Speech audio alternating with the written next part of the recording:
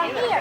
It's a penguin! Oh my gosh! Howdy, and welcome to the Texas Bucket List, the show dedicated to everything you have to experience and everything you have to try right here in the Lone Star State. My name is Shane McAuliffe, and when it comes to carbs, the older I get, the more I have to pick and choose which ones I can enjoy. But when it comes to pastries, well, those are hard to pass up. So we made an exception at a bakery in Central Texas, which has a long history of satisfying your sweet tooth.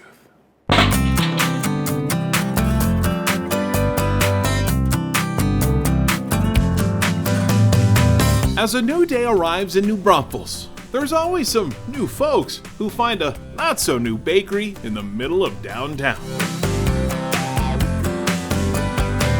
The smell of warm baked bread and morning snacks has radiated from this really old building for a really long time, but it wouldn't be possible without a baker or two. So what was it like growing up a baker's son?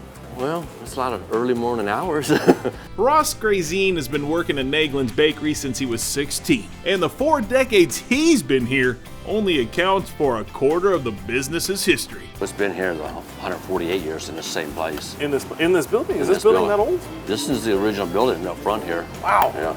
That's amazing. Founded by Edward Naegelin in 1868, the business was built on modest means. He came, they said, just 50 cents in his pocket, 1 bag of flour, and he started his bakery here. Ross's father bought the bakery back in 1980 from Clinton Frank, Edward's grandson. I think he stayed for like 8 months, just kind of showing us the ropes and everything that we needed to know.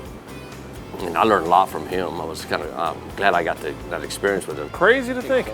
The oldest bakery in Texas. Has anyone ever challenged you on that title? Somebody tried to one time. Really? Somebody, we're the oldest bakery in Texas. I said, okay, we're gonna find out. So we did find out up in Austin. We went up there and looking at the books and stuff and found it. So it's official? It's official. It's for real. It's for real.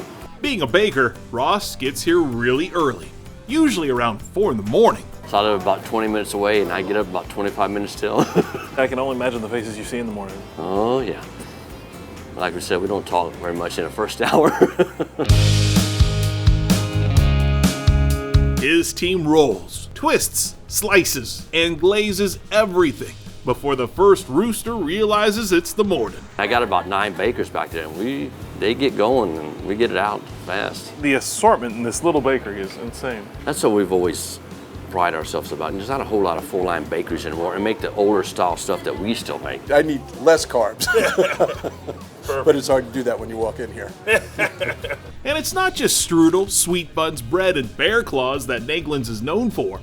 They also make hamburger buns for local restaurants and even tortillas. I have a lot of Spanish ladies that always say to me, man, I don't even make tortillas anymore because I like y'all so much. I said, really? And I said, yeah.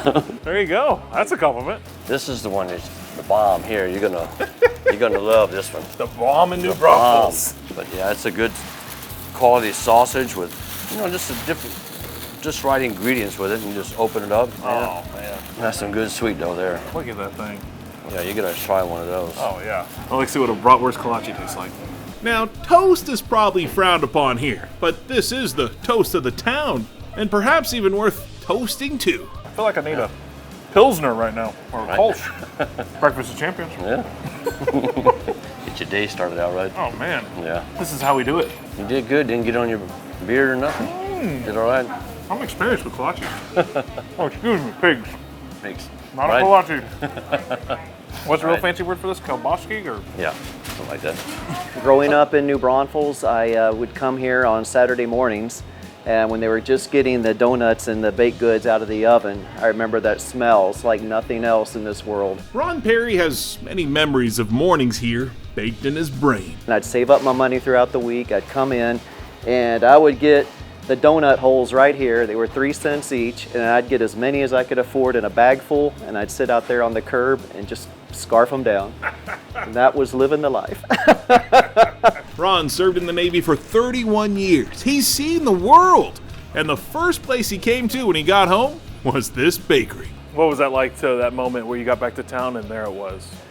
It was great. It was great because so much has changed. When I left in the Navy, it was population about 14,000, and now we're right about 70, 80,000 is what I hear. And so much has changed and grown, and businesses and friends have moved on and disappeared, and it's nice to have some things that were there and still here, you know, that really make New Braunfels unique in what it is. It's such a special place.